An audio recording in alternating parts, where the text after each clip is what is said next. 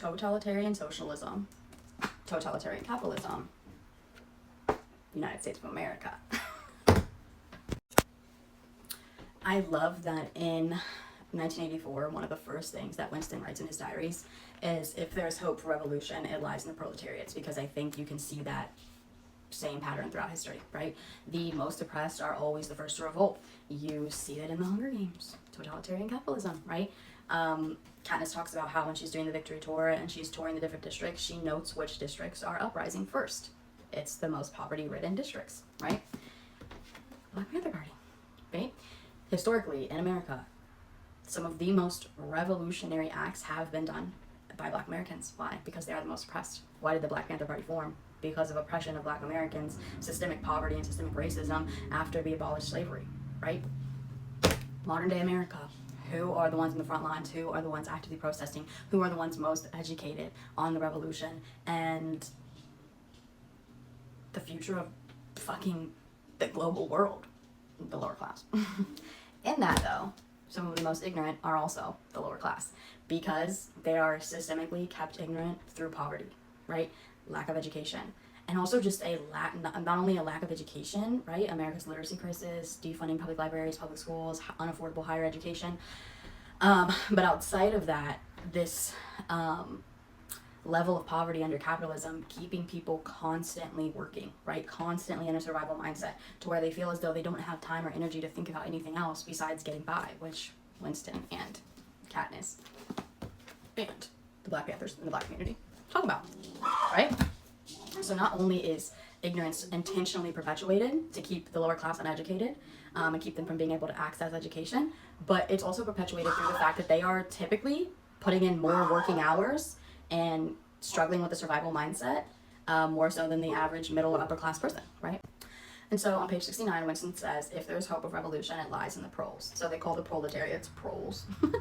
And he says, if there was hope, it must lie in the proles, because only there, in those swarming, disregarded masses, 85% of the population of Oceania, could the force to destroy the party ever be generated. The party could not be overthrown from within. Its enemies, if it had enemies, had no way of coming together or even identifying one another, because of the level of surveillance that they're living under in this novel. So he's talking about how the middle and upper class, who are in this book referred to as the inner party and the outer party, are working for the political party, right? They work for the government. They cannot overthrow the government from within because of the level of surveillance that they live under and their proximity to the government itself, right? Because they work for it. So he's talking about how the proletariats don't work for the government and they make up 85% of the population. So they're where the hope for revolution lies. Even if the legendary brotherhood existed, as just possibly it might, it was inconceivable that its members could ever assemble in larger numbers than twos and threes because of the level of surveillance they live under and their proximity to the government. Rebellion meant a look in the eyes, an inflection of the voice, at most an occasional whispered word. But the proles, if only they could somehow become conscious of their own strength, would have no need to conspire. They needed only to rise up and shake themselves like a horse shaking off flies. If they chose, they could blow the party to pieces tomorrow morning. Surely, sooner or later, it must occur to them to do it. And Winston goes on to talk about how the proles are intentionally kept ignorant because they make up 85% of the population and could easily overthrow the whole system. Unfortunately, a lot of them are not consciously aware enough to do that. And I think that's interesting, that parallel that's drawn not only through modern day and U.S. history, but also throughout the Hunger Games, right? It's, almost 70 years from the first attempt at revolution to the second in the Hunger Games series. And so the belief around that is that we're keeping the districts ignorant, we're keeping them poor, we're keeping them in survival mode, and they have no means to conspire, and they have no thoughts of conspiring for the most part, other than how unhappy they are. Outside of that, which we'll talk more about, in Panem, right, in the world of the Hunger Games, the districts are not allowed to intercommunicate with each other. We'll get to that. So he's talking about how the proles are not coming together, they're not conspiring, and they don't even have thoughts of coming together and conspiring, right? And in 1984, there's such a heavy dedication to the government and also a heavy level of surveillance to ensure that the proles, the proletariats, the lower class, don't ever have thoughts of revolting, right? And that's why it's so big in this book, the lack of freedom of thought and freedom of speech, because it's not just, you can't say whatever you want to say, you can't think whatever you want to think. If you're thinking about revolution, they can read your thoughts and they will kill you. So there's such a level of surveillance in this book intentionally, and such a level of poverty in the lower class, so that they cannot ever even think about revolting, because if they did, they'd be successful. And on the next page, he goes on to refer to proletariats as animals who need to be contained because they largely outnumber the party, the elite class, right? I think this is interesting because if you've read the epilogue to this series, The Ballad of Songbirds and Snakes, about how Snow becomes president, he refers to the district tributes who are in that year's Hunger Games as animals, and they keep them in the zoo. He also refers to the districts in Dr. Gall's teaching, which I think Dr. Gall heavily indoctrinates Snow in that book, that the districts need to be contained, that they're animals, they cannot control themselves, and if we do not contain them, they'll revolt against the capital, right? And so Snow is indoctrinated to think that he's doing something good for these districts by keeping them in poverty and containing them, when in reality, we all know he's just doing it for himself. They're always doing it for themselves, which we talk about in 1984. But I think it's interesting that Winston refers to the proletariats as animals who need to be contained because they exist in such large numbers, because that's the same exact way that Snow refers to the districts and the Hunger Games, right? And it just goes to show that throughout history, we are seen as something that needs to be contained because we outnumber the people in power by the millions. We make up 85% of the population. And so they keep them contained, like I said before, through ignorance, right? No access to education, no intercommunication between the districts, no intercommunication between the proles and the inner and outer party members, because something in this book as well is that the upper class and the middle class are not allowed to affiliate with the lower class, right? If you perpetuate a lack of education, you prevent intercommunication, you can easily keep people trapped in a certain mindset, especially if you keep them intentionally in poverty. Keeping them in a survival mindset, right? Where they have nothing to think about except how they're going to get their next meal, how they're going to pay rent, right? He talks about how when he joins the Brotherhood, aka the Revolution, in this book, they are essentially dead men walking. I think this is interesting given not only present day, but also historical context of attempts at revolution or revolutionaries, right? So a little later in the book, on page 176, Winston gets to the point where he feels as though he's met a member of the inner party who is a part of the Brotherhood, aka the Revolution, and he's being like enlisted by this person, right, to be a revolutionary. But because of the nature of 1984 and the level of surveillance they live under, it's not how we would think of revolutionaries. It's definitely not how Katniss is moving in the Hunger Games, right? But I think this part is interesting, because the leader is talking to Winston and he tells him about the revolution. He says, "The Brotherhood cannot be wiped out because it is not an organization in the ordinary sense. Nothing holds it together except an idea, which is indestructible." That is to say, there's no documentation of the revolution. There's no documentation of anti-fascist organizations. There's no documentation of the Brotherhood because they're not allowed freedom of thought, freedom of speech, and they're not allowed to document things, okay? In that, if they document it, they'll be killed. So he's saying the only thing that holds this together, the only thing that holds the revolution together is the idea of revolution and the fact that we want to revolt, right? So he says, nothing holds it together except an idea which is indestructible. You will never have anything to sustain you except that idea. You will get no comradeship and no encouragement. When finally you are caught, you will get no help. We never help our members. Because, again, in this book, if you help, then you're outed as treason, you're killed, right? So he says, we never help our members. At most, when it's absolutely necessary that someone should be silenced, we are occasionally able to smuggle a razor blade into a prisoner's cell so that you can kill yourself. You will have to get used to living without results and without hope. You will work for a while, you will be caught, you will confess, and then you will die. Those are the only results you will ever see.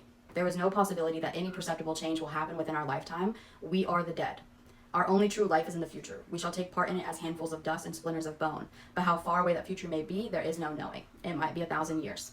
At present, nothing is possible except to extend the area of sanity little by little. We cannot act collectively. We can only spread our knowledge outward from individual generation after generation. And the face of the thought police, there is no other way.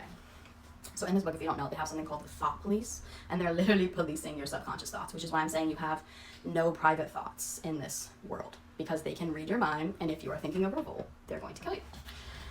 Now, speaking of 1984 as a whole, do I think that O'Brien is telling Winston this, that they can't organize collectively because it would overthrow the system? Yeah. But at the same time, is it true that they can't organize collectively because they will immediately be killed by the party? Yeah.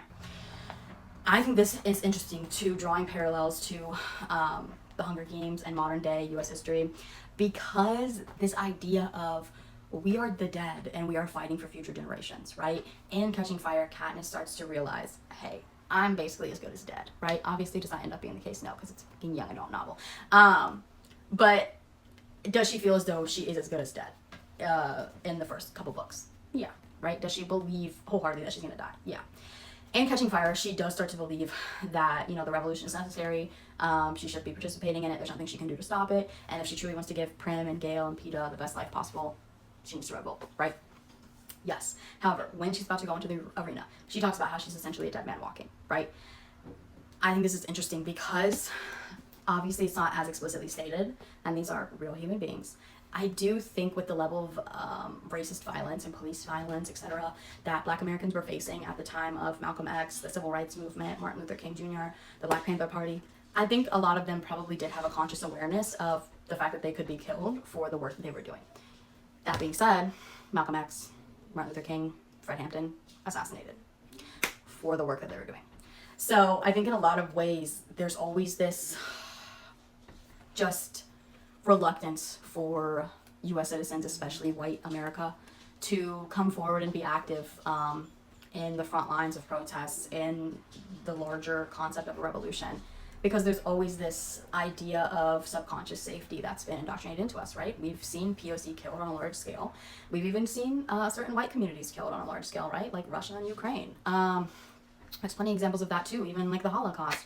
But at the same time, we have this mindset as United States citizens, white United States citizens, that we will not be killed.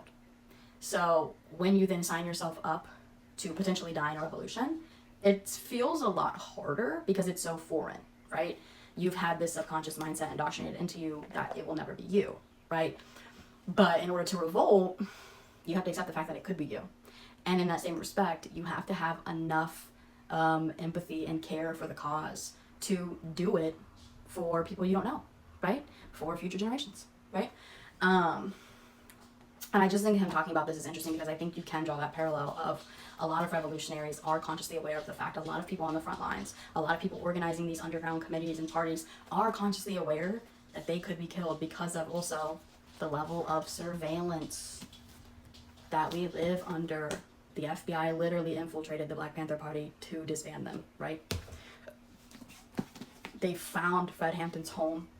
They had an informant draw a map of his apartment so that they could go into it and assassinate him. So I think when you're looking at real life, there is a level of also accepting that concept. And I think that's a very serious conversation that should be had, needs to be had. I mean, I've even had people online, like trolls, ignorant people online say things to me like, oh, so you're willing to die? Yes. Are you stupid? Okay, these next few parallels kind of go hand in hand, and that is that in Goldstein's book that Winston receives, which kind of gives me like Communist Manifesto, he reads about how the class system is intentional. The government perpetuates an upper, middle, and lower class to keep people trapped in poverty, and how the class system has also existed inherently throughout the history of society, largely because of capitalism.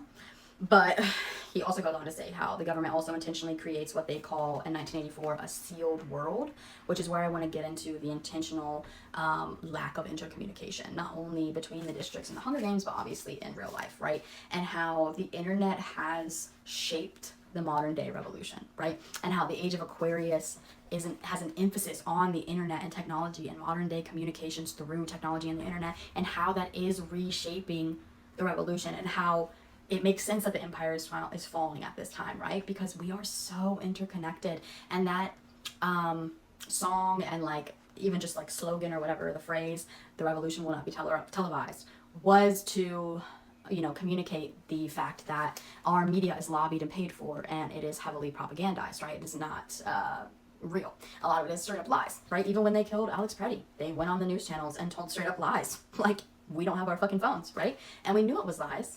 Because where was it actually televised? Social media, your phone, right? Independent journalism, independent media. And so it's interesting now because we are intentionally televising the revolution to organize it, right? But we still have that true aspect of the fact that most media is propaganda. It is paid for, it is bought, and it is not televising the revolution. And they are not going to televise the revolution, but we have intercommunication with each other through the internet, which we've never had before, which they didn't have in 1984, in this dystopic society, which they didn't have in the Hunger Games, right? And they talk about how intercommunication is purposely not allowed, right? Because then they could organize. But it's just interesting to me how the revolution is being televised, and we do have intercommunication, and that's changing the whole game. And not only do we see this in Catching Fire when Snow visits Katniss and tells her about the uprisings and says to her, I know you wouldn't know about the uprisings because you don't have any communication with the other districts, right? But also, in 1984, on page 196, he says, the problem is the same for all three of the superstates, because in 1984, it's basically about how there's a few world powers at that point, and there's no more land to colonize, right? There's no more resources to steal. They've exhausted it all. And now the world exists globally as 3 superstates, okay? So he says the problem is the same for all 3 superstates. It is absolutely necessary to their structure that there should be no contact with foreigners, except to a limited extent with war prisoners and slaves. Even the official ally of the moment is always regarded with the darkest suspicion. War prisoners apart, the average citizen of Oceania never sets eyes on a citizen of either Eurasia or East Asia, and he is forbidden the knowledge of foreign languages. If he were allowed contact with foreigners, he would discover that they are creatures similar to himself, and that most of what he has been told about them are lies. The sealed world in which he lives would be broken, and the fear, hatred, and self-righteousness on which his moral depends might evaporate. It is therefore realized on all sides that however often Persia or Egypt may change hands, meaning if this superstate has Egypt right now, but then this superstate is going to get Egypt, right? Just passing around land as like, we've already colonized everything, we've already stolen and used all the resources, so at this point we're just passing around land as like something to do, right? Because these people who, the elite class, the world leaders, they do it for entertainment. They have nothing to do. He says, it therefore is realized on all sides that however often Persia or Egypt may change hands, the main frontiers must never be crossed by anything except bombs. And so he's saying that these 3 superstates can never commingle with each other in any way as far as like socializing their citizens, commingling, etc., etc. And so it doesn't really matter which superstate has Persia right now, right? That's kind of what he's saying. It's like all that matters is that there's 3 superstates and they control everything, and we don't know anything about the other superstates, and that's intentional so that we cannot organize with them, and because they're probably lying to us about them, right? And I think that's a valid point of, hey, what they've told us about these other countries and these other citizens are lies, and we actually have a lot in common with them, right? And I think that's interesting to modern day technology of this propaganda around people of other colors, of other nationalities, of other cultures who are from foreign countries, and this intentionally created mindset, especially in the United States for white America, that they should be seen as less than you, as an enemy, as different, when in reality we're all pretty similar and we have an enemy in common. And they don't want us to realize that, right? And I think that's something that the internet has already done for us. Look at the way they tried to spin the genocide in Gaza, right? Look at the way they tried to use these lies about Hamas to perpetuate this narrative about Palestinian people, right? Who's the real enemy? Israel, right? So interesting. They go on to talk about, in this same area of the book, how not only is the class system intentional and perpetuated for a reason, but also lack of intercommunication is intentional and perpetuated for a reason. It's because the war is between the governing / upper class and its citizens. Modern day America, right? Modern day United States / so many other countries at the same time. Because again, when you have intercommunication and independent media, you start to realize that it's all lies. All of the citizens, you all have the same thing in common, right? We're seeing these videos about Nepal, we're seeing these videos about Italy, we're seeing these videos about all of these different countries and what Russia's doing in Ukraine and what Israel and America, United States are doing to Gaza, and all of these different things, and you start to realize, oh, it's all the same thing. And we all have the same enemy. And there's way more of us than there are of them. That's crazy. And that's what they don't want you to know, right? But again, the internet is changing the game. Changing the game. But he goes on to say how the war is between the governing and upper class. There is no real physical war. Which is why it's so funny to me when I checked this book out, my librarian was like, oh, I love this book, it's one of my favorite books. She was telling me that she reads it like every 3 to 5 years, and she was like, it's a little scary how we get closer and closer to a lot of the things that are in this book. And one of that being the fact that physical war is not real. It is a psychological warfare for control. This does inherently make me think of a controversial conversation for some people, of 9/11, right? The U.S. government did have a hand in 9/11. They did perpetuate 9/11. They did allow 9/11 to take place for propaganda. Why? So that they could go wage a fake war in the Middle East. What were they actually doing? Bombing and torturing innocent civilians and children for oil. And now we know that, right? And this is kind of the point of this book saying, hey, you know, the war, the government doesn't allow intercommunication. The government keeps you in poverty so that you're not paying attention to current events. You're paying attention to how you're going to afford rent this month, right? You're too tired from working all the time to have energy to learn anything, right? You can't afford higher education. You know, the revolution will not be televised because it creates this divide between us, right? And we believe the narratives that they tell us that are not true. And then when you find out the truth, and you find out you have more in common with the citizens of the Middle East than your government, and you find out that you have a common enemy, which is your government, and there are thousands to millions more of you than there are of them, well, that could be a problem for them, wouldn't it? And I just think it's interesting. The parallels, they are never ending. I mean, even this concept of assassinating Fred Hampton in his home and then spinning this narrative that he was a threat to national security and that it was justifiable that they broke in his home and killed him. Huh? Right. But if all you have is what they tell you, and they're spinning narratives of the Black Panther Party and of Fred Hampton that are not true, and you have nothing else to go off of, you have no intercommunication throughout the country, you don't know these people firsthand, you don't live near them, you're not in the party, right? You're going to go off of what they're telling you. And what they're telling you is lies, and you have no intercommunication to prove it. And then they commit acts of violence against their own people as psychological warfare. Similar to when President Coyne drops a bomb on Prim, Katniss's younger sister, and Mockingjay, and tells Katniss that it was Snow to get Katniss to kill Snow. When in reality, Katniss finds out that it was Coyne, right? It's just the parallels are endless, you know what I mean? Okay, so on page 201, and this is from Goldstein's book, which if you haven't read 1984, Goldstein's book is like the Communist Manifesto. Where it's basically a book that outlines the structure of the society they're living in and calls out all of the flaws and propaganda and everything. And so this is from Goldstein's book that Winston is reading.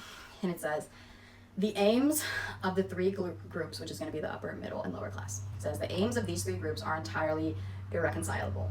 The aim of the high is to remain where they are. The aim of the middle is to change places with the high. The aim of the low, when they have an aim, for it is an abiding characteristic of the low that they are too much crushed by poverty to be more than intermittently conscious of anything outside of their daily lives, is to abolish all distinctions and create a society in which men shall be equal. Thus, throughout history, a struggle which is the same in its main outlines reoccurs over and over again. For long periods, the high seem to be securely in power, but sooner or later there always comes a moment when they lose either their belief in themselves or their capacity to govern efficiently, or both.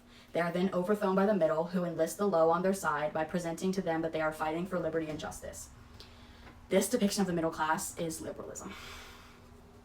As soon as they have reached their objective, the middle thrust the low back into their old position of servitude and themselves become the high. Presently, a new middle group splits off from one of the other groups or from both of them, and the struggle begins over again. Of the three groups, only the low are never even temporarily successful in achieving their aims.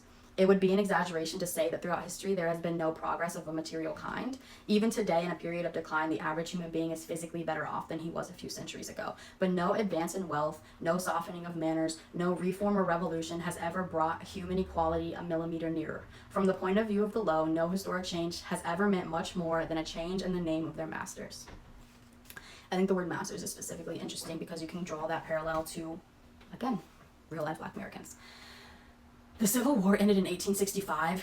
They were still fighting for the right to vote until 1965, right? And to this present day, they're still fighting for equality. Not only in the United States, but globally. People of color are fighting for equality to this day. And I think it is interesting, this sentiment around, you know, because there is no mass organization, there's no intercommunication. Obviously, at this time, there's no internet or like social media. It's this concept that the low never really gets anywhere close to where they want to be. And I think when you look at the history of the United States, you can see that, you know, the lower class has been fighting for socialism and communism for hundreds of years.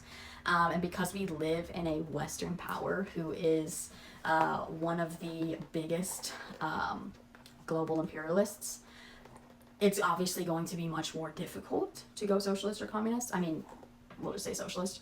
You know, given the role our government plays in global imperialism, geopolitical control, right? We live in one of the most capitalistic countries in the world. And I think it just goes to show, you know, throughout history how liberalism has co-opted the movement so many times, and why leftists are so against liberals and liberalism historically and present day, because it is this concept that you recruit the lower class to make a better life for everyone, when in reality liberalism is free market capitalism, which is why it is not left-wing politics. And capitalism is not helping anyone in the lower class, and it is not helping POCs who are disproportionately affected by systemic poverty under systemic racism and white supremacy. But in that respect, there's still going to be lower class, middle class, working class citizens who have been so indoctrinated that they do not know what's going on, right? And they pander to the elite class, thinking that that's doing something for them, right?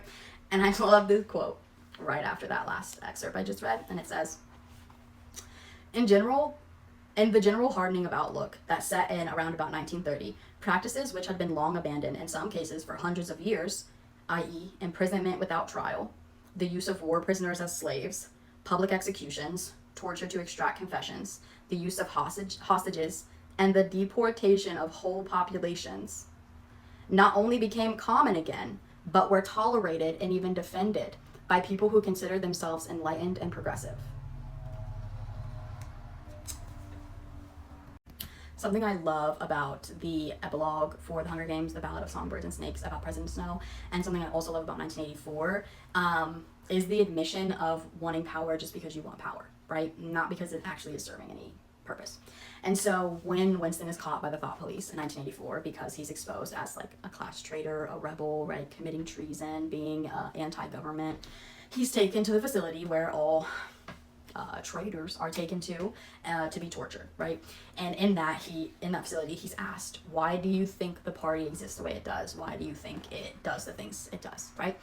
And Winston truly thinks that they do it out of selfishness, but he lies in his answer because he's afraid of getting tortured, and he tries to say something more palatable, and he says that concept that's repeated in the epilogue, The Ballad of Songbirds and Snakes, that the party truly believes that human beings are animals who cannot control themselves and they need to be contained.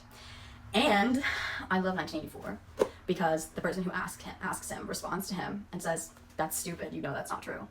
And comes out and says, the reason for power is power, right? We just want power. We just want control, right? That's why we have power when we control you, right?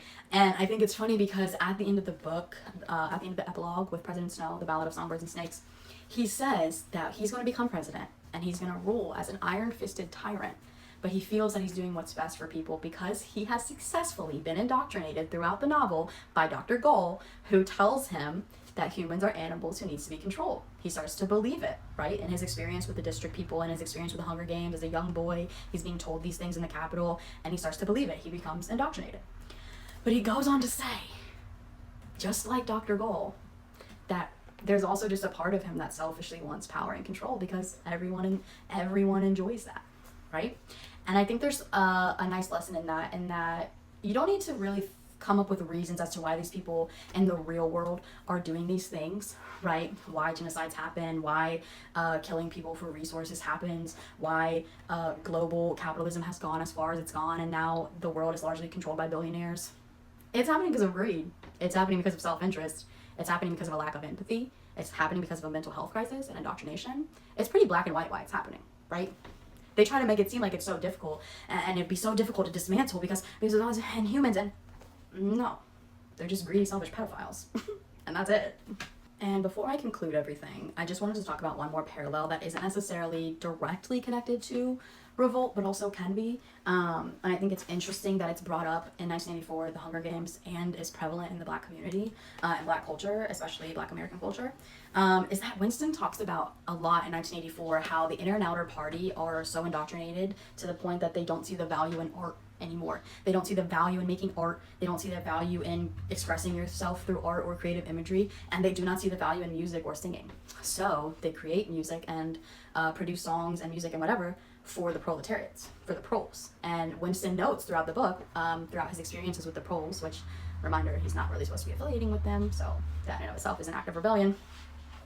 But as he's rebelling more and more, and he affiliates more and more with the proletariats and observes them in their society, he realizes that they love music and they love singing. And it seems to motivate them in some way, right? It seems to keep their spirits up and keep them going. And he starts to connect that to rebellion.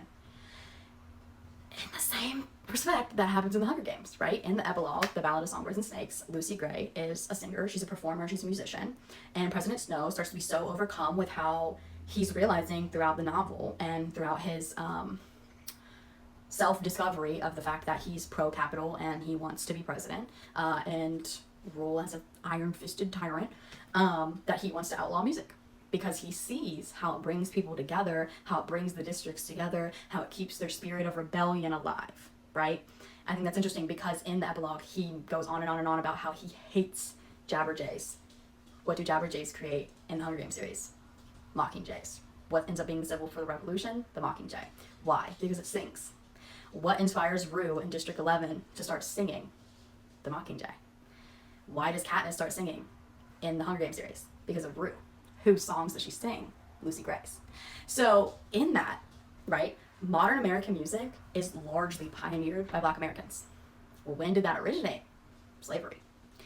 And I think this concept of how art is so important to the revolution is so interesting to me. Like, how it's just casually mentioned in 1984, it's casually mentioned in the Hunger Games, and it's just kind of this thing that's talked about. But it really is this larger picture that is, for me being from the United States at least, really represented throughout our history, and I'm sure other people's history as well.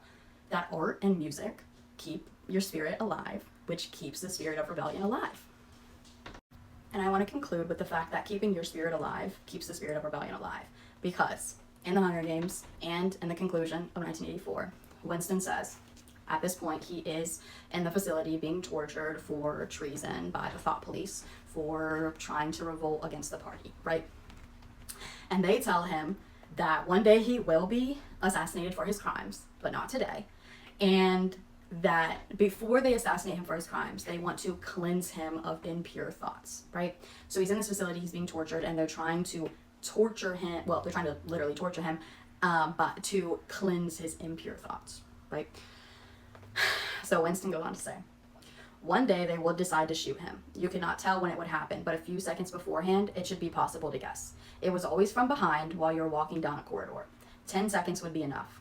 In that time, the world inside him could turn over, and then suddenly, without a word uttered, without a check in his step, without the changing of a line in his face, suddenly the camouflage would go down, and bang would go the batteries of his hatred. Hatred would fill him like an enormous roaring flame, and almost in the same instant, bang would go the bullet.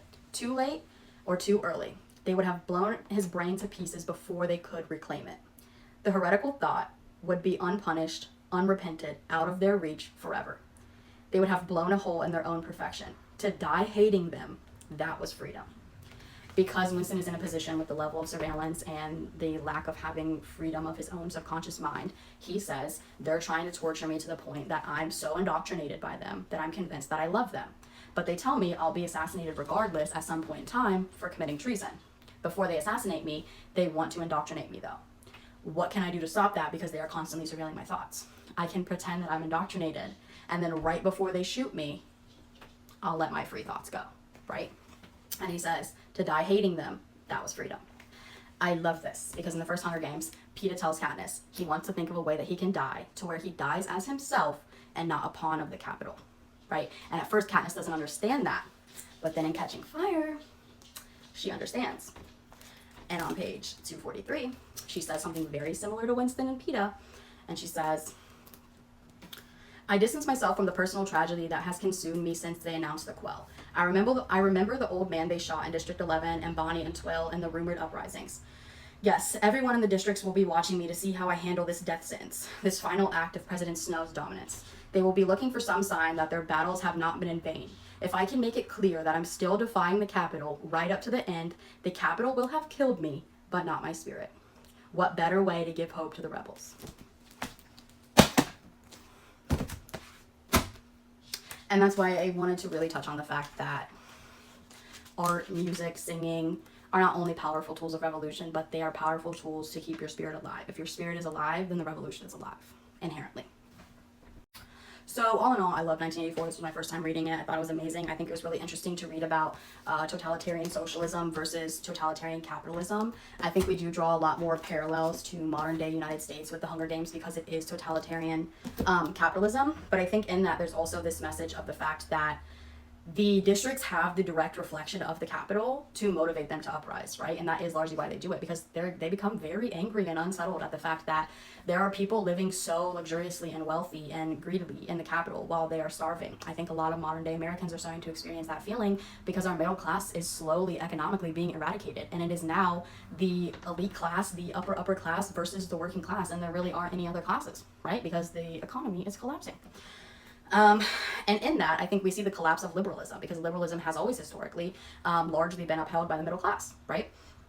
And as the middle class is eradicated and it is now only lower class and elite class, there's not as much liberalism, right? There's not a push for free market capitalism because there's a push for anti-capitalism as a whole.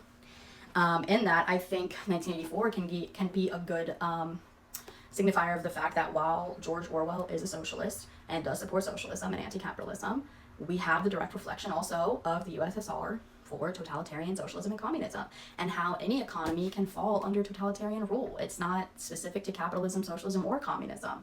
At the end of the day, corrupt ruling powers is really what the issue is, and that is really who we're fighting, right? We can have our beef with MAGA, and we can have, our issues with these other organizations or systems of people, but really when it's all said and done, you need to take out the people in power. It's not going to do a lot for you to take out conservative citizens. In that same respect, in the 1984 class system, they don't have the direct reflection of anyone living in wealth, right? And that keeps them down because they don't have any real concrete evidence, because there's no record of anything, and there's no true documentation. They're just being fed propaganda and lies to prove that if they revolted, they'd be better off. They don't really have any proof of that. But in the Hunger Games, they do, because they have the reflection of the capital. And I think that's really significant in modern day capitalist countries who are ran by world leaders and world powers who perpetuate imperialism for a profit, right? While their own citizens are starving and lacking healthcare.